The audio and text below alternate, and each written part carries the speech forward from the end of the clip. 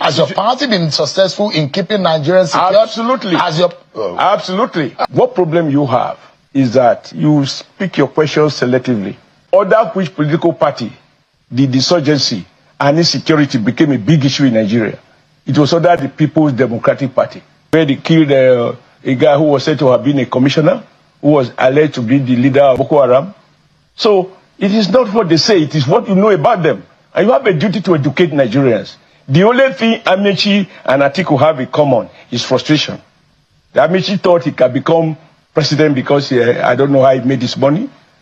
And he could give so much to people as he did. And people collected his money and he lost. I mean, when Amechi can look at you, show you in the face, and tell you, I'm hungry, he realizes serious national issues. He's so hungry of power that he can't wait. Senator, don't deflect the main issue here. What is the main issue? Your party.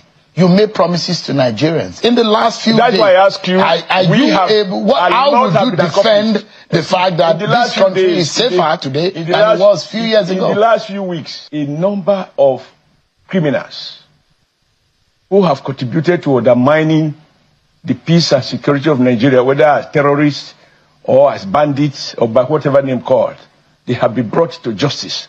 And more are awaiting trial. And I read them from your own news station.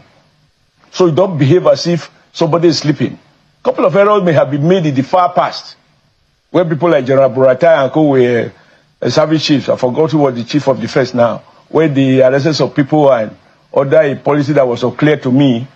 People talk about de-radicalizing, and then they trade the guys and release them back and so on and so forth. We can talk about those.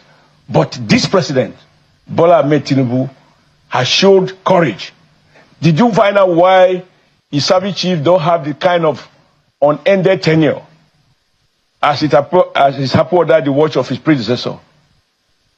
Did you listen to his language? Not because anybody asked him to do so. When on his own, he decided to change the service chiefs. His charge to the new service chief said, I will no longer accept any excuses. No more excuses, President Buhari told the new service chiefs. This is before any statement came from America. This is before any statement came from America. And Chew, you have forgotten that here in Abuja, the police headquarters was attacked. Here in Abuja, the United Nations headquarters was attacked. Here in Abuja, this day newspaper facilities were attacked. We can go on and on and on. So don't suggest as if all that APC promised, what President Bola Ahmed Tinubu promised, which he's doing, is that he will do his best, and he's doing his very best to deal with the issue of insecurity.